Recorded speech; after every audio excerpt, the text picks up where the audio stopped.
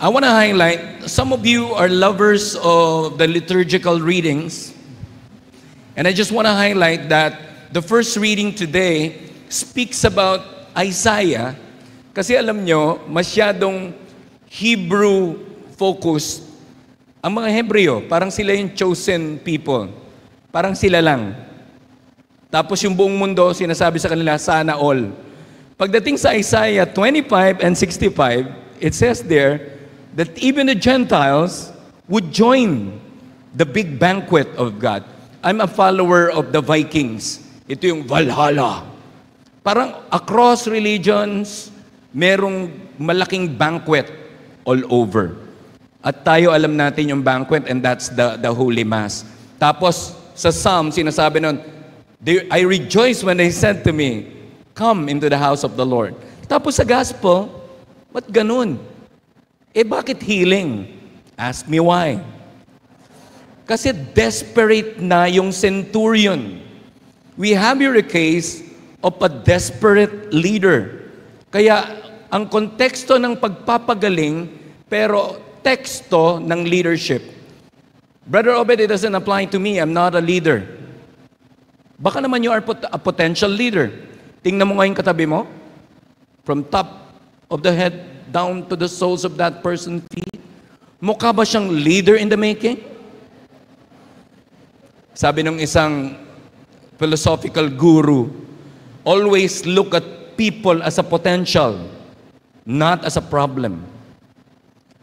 Brother Obed, dapat we look at people as a potential problem. Hindi. As a potential leader. Yun ang ating talakayan ngayon. An example of leadership lessons from the centurion. Centurion, hindi naman siya Hebrew, hindi naman siya Jewish, but it is the backbone of the Roman organization. Rome was a superpower during their time. Sila ang nag-conquer almost ng buong mundo. At ang kanyang katatagan ay nakatagni. Lalim ng Tagalog.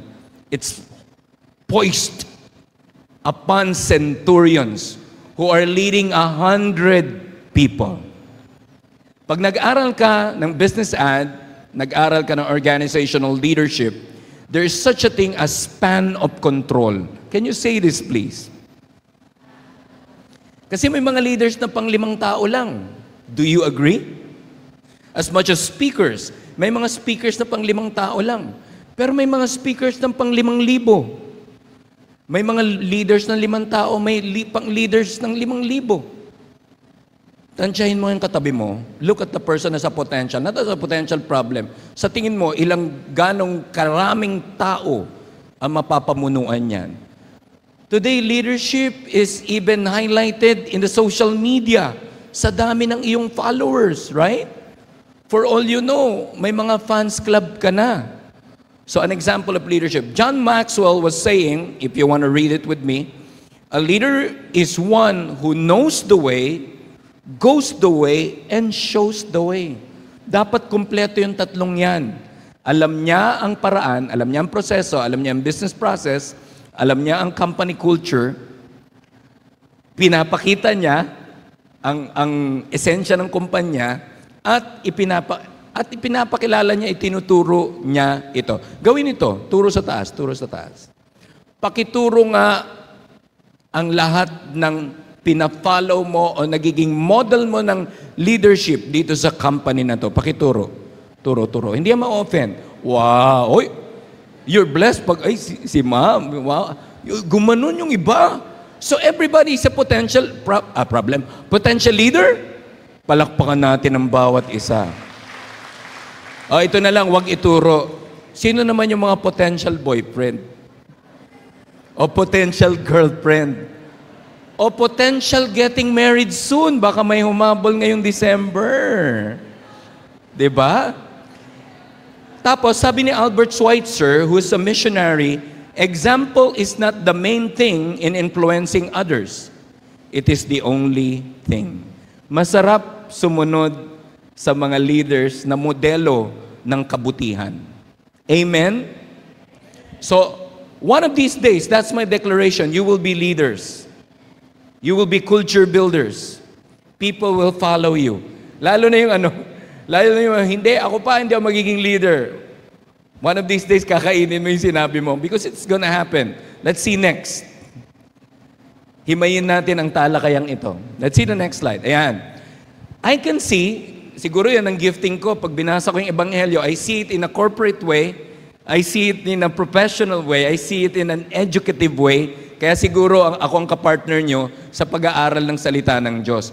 The three leadership principles that Matthew 8:6-11 would say, tatlo lang. Intercession. I misspelled it. It's supposed to be integration. Wrong spelling wrong. R-O-N-G. Tama, no? R-O-N-G. Dapat integration and inspiration. Kaya? Tingnan natin yung una. Intercession. Let's see the next slide. Yan. In the intercession, you entrust your people.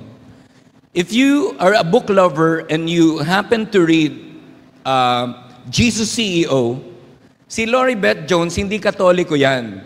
Pero gustong-gusto niya yung gesture ng mga Katoliko na nagtitirik ng kandila pag may pinagdadasal. So when Lori Beth Jones praying for leaders, may nakatirik na kandila. Ang tanong, may pinagdadasal ba tayong mga tao? When I say entrust your people, entrust them to God. Hindi ko na dapat sasabihin to, but I'm gonna give you an example of praying for your people. Si Brother Obet po ay galing sa Baguio, kaya shout out sa mga St. Peter in Baguio, St. Peter people. They were with me in Carrie's Recollection Baguio. Palakpakan natin sila. Yan. St. Peter po, Brother Obet, kami in charge bukas. Nakakatuwa. The same culture that I see in you, magalang, mabait. Tapos, ang hindi ko alam, may lantern parade pala sa Baguio. So, super mega over traffic, hindi lang ang sasakyan, pati tao. Pag bumili ka ng ticket, pang Tuesday ka na. Alam nyo, minsan, ayaw ko man magagamit ang katigasan ng ulo at pagiging semi-bad boy. Dire-diretso ako sa loob, Sir, alis na po, wala na pong upuan. Eh di sa sahig. I sat there, wala na siya nagawa. Tapos hindi ko na lang kinuha yung sukli ko kasi I wanna go home.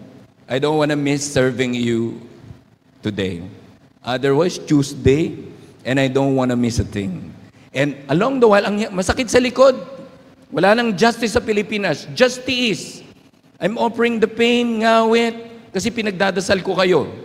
Whether you like it or not, your preachers here are praying for you.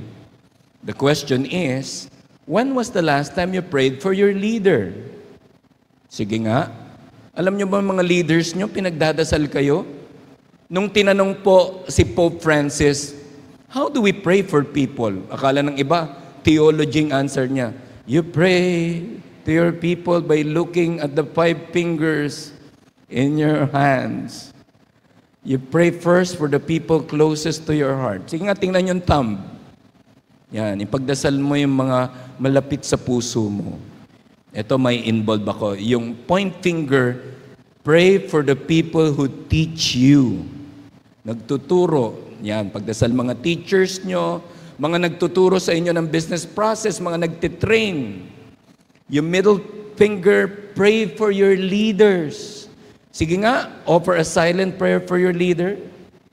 Yung prayer na sa kapakanan niya, yung Lord, i-promote niya po ako. Walang ganun.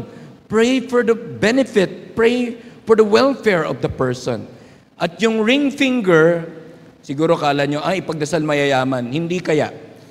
Sa lahat, nagpapiano. Dayan, ano ang pinakamahinang daliri sa 5? Yes. Kaya pagdarasal mo lahat ng marupok. Oh, may iba tumingin ka agad sa katabi. Marupok. Ikaw to, Hail Mary, full of grace. At yung pinky finger, pagdasal mo rin sarili mo, huli na.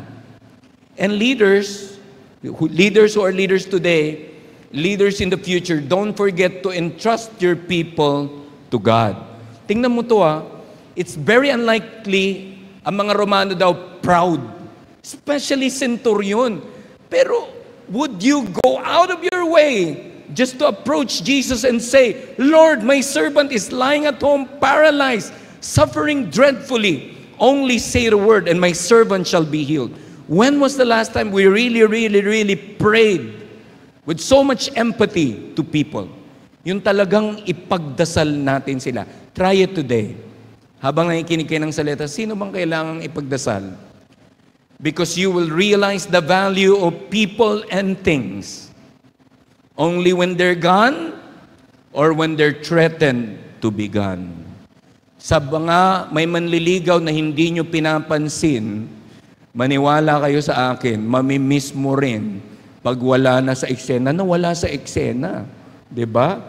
Yung mister mo na makulit, mamimiss mo rin pag wala siya. Yung misis ko, miss na miss ako pag wala ako. Pag andyan, inaaway ako. Pero okay lang. Kaya nga nag-asawa akong maganda eh.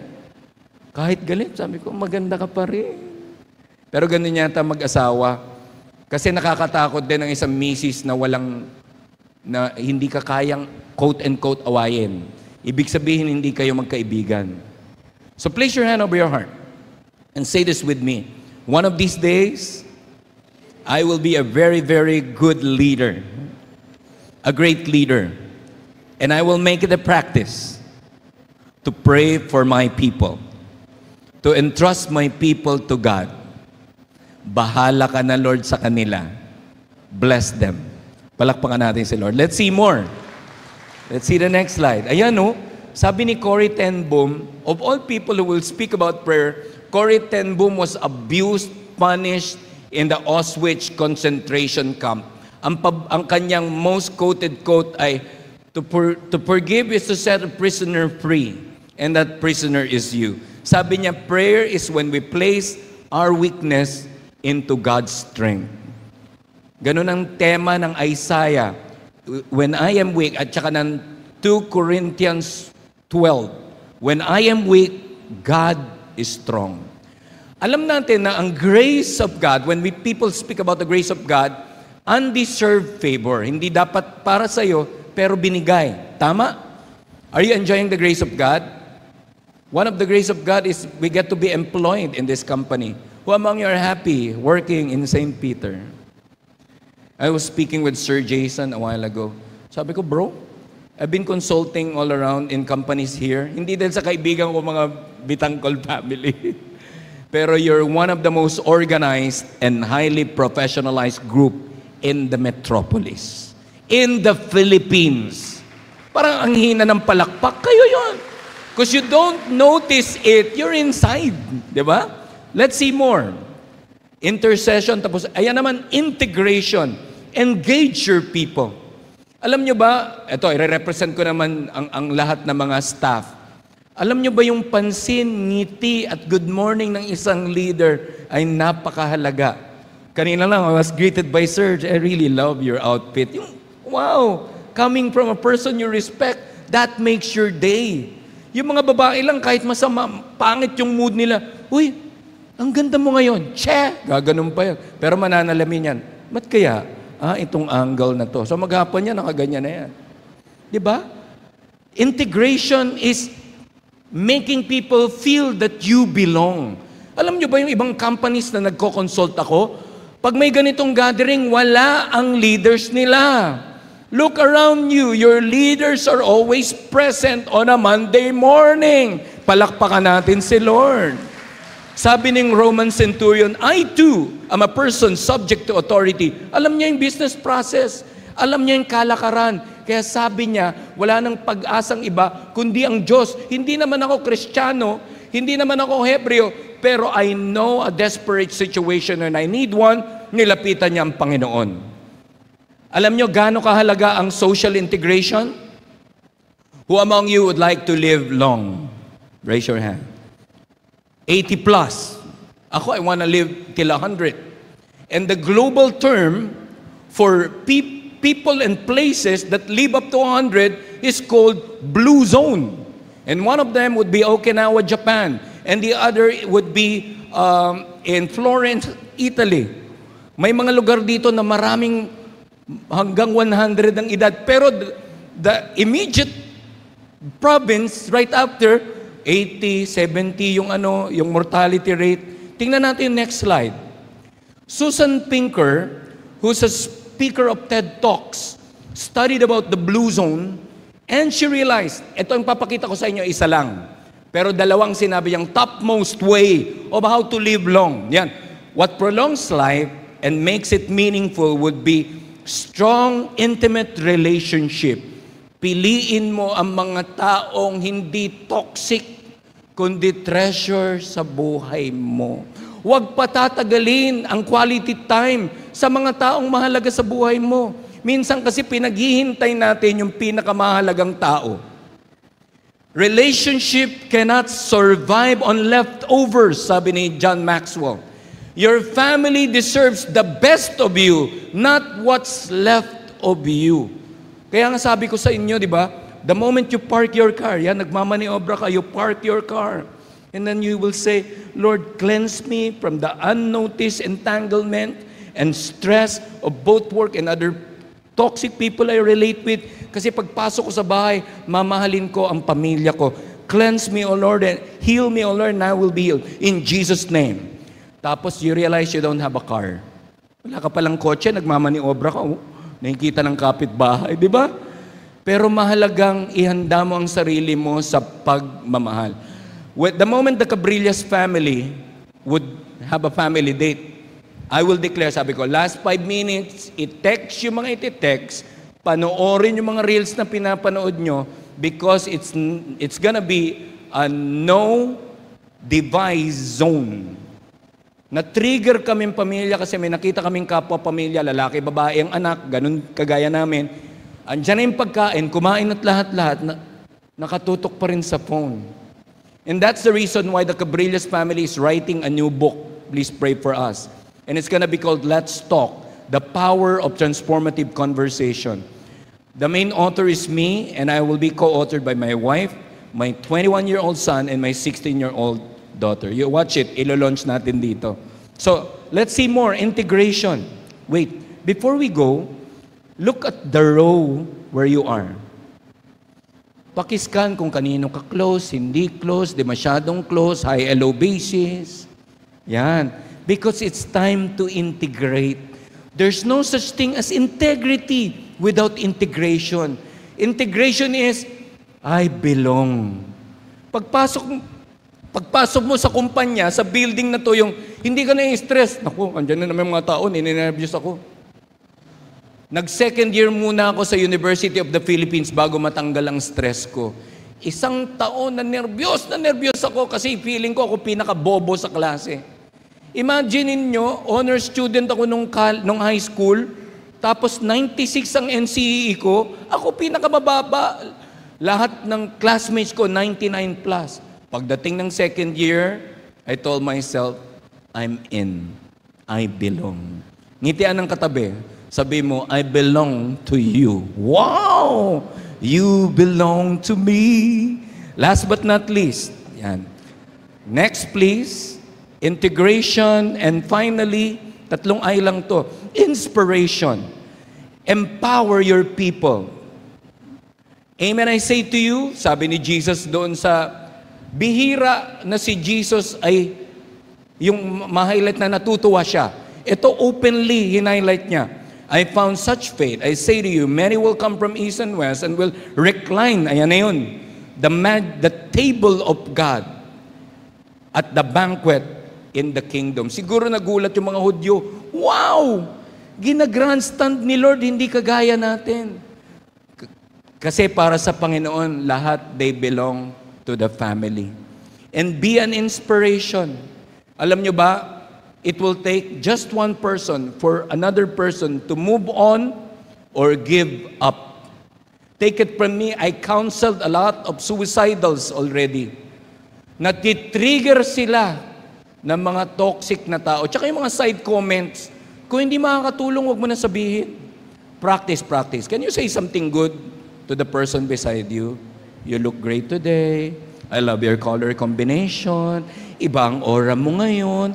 I love your smile. Alam mo, ngayon lang kita natitigan. Ang ganda pala ng mata mo. Si Ninang, hindi umiidad. Beautiful pa rin. Make it a habit to affirm people. May ganito kasi tayo mga Pilipino. Hindi ko affirm yan pa. Baka lumaki ulo niyan.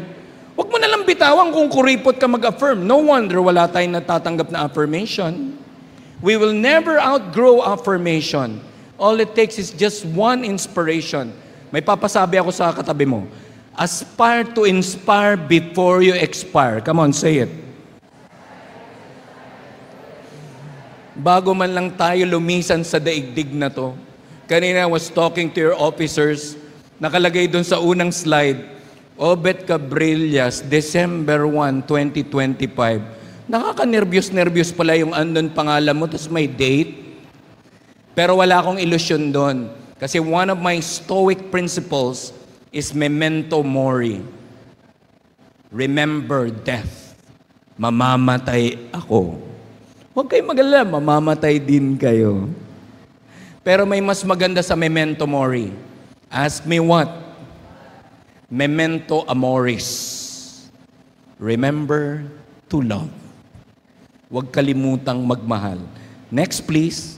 We're about to wind down the road. Sabi ni Simon Sinek, one of my most respected leaders, modern-day philosopher, leadership is not about being in charge. It's about taking care of those in your charge. Dati, detach ako sa mga tao. Sa feast, if you visit me in the Feast Valle Verde, I'm one of the most hugging person that you will ever see. Nanggaling lahat po ng pagyakap na yon when I and nung masters ko, ang research namin, naghahanap kasi sila ng subjects na hindi umaalis sa lugar. So we studied Quezon City Prison. Talagang hindi umaalis. At yung mayor nila doon, when he saw me, niyakap ako ng mahigpit. To the point na naiyak ako. Tapos hinawakan niya yung kamay ko, nilapit niya sa puso. Sabi ko, bago ako magsalita, sabi niya, brother, I feel what you have. You have Jesus in your heart. I have Jesus too. Ganun pala yun. And sabi nila, wag ngayon ha, baka i-offer nyo ngayon. A 30-second hug is sometimes all you need to de-stress in this world. From a beloved, wag sa manliligaw, baka i-assume na, ay, kami na. Diba? So, let's see next. Pray for me. Ito, among whom, sabi sa Philippians 2:15, among whom you shine like the lights in the world. And next, please, we're about to end and we're about to pray. Ang tanong ko sa inyo, babasahin ko isa-isa. Tingnan nyo kung kayang isabuhay. If you know that you can put it into life, please offer a praise offering, palakpakan. Mamaya na. Intercession. Entrust your people to God. Kaya? Pumalakpak pag kayang gawin. Very good. Integration, you engage your people, maging palabati, pa-shake hand, kumustahan, whether you feel like it or not. Kayang isabuhay? Inspiration. You empower your people. Hindi mo gagawin lang yon. Sama mo siya para matuto siya. Can you do that tonight? All right. Pray for me. Next, please. Pray for me because I really, really want to pray that I finish my PhD studies by March. Sana matapos na. I was deprived by all the other philosophical coaches in the world, but this person is a TED Talk speaker, Daniel Asusa. Launch Project Tribe, kahit ayaw niya, kahit busy siya. And I happen to be the very first philosophical coach sa Pilipinas. Sabi ko, ano kayang feeling nagsasalita sa TED Talks? May mga TED Talks kasi sa Pilipinas. Sabi ko, gusto kong i-text yung mga kaibigan ko, but I know the moment I text them, pagsasalitain ako, sabi ko, never that I self-endorsed. Sabi ko, Lord, if you feel like it, ano ba naman yung i-share yung iyong kabutihan? Without saying the word Jesus, kasi mate-technical ka kapag ka naging churchy ka masyado. After 3 days, I offered that to prayer. I want you to see this. Last slide, please. Ayan po. Pray for me. This coming Saturday, December 6, I will be the very first TED Talk speaker of a launch of a TED Talk in Quezon City, U.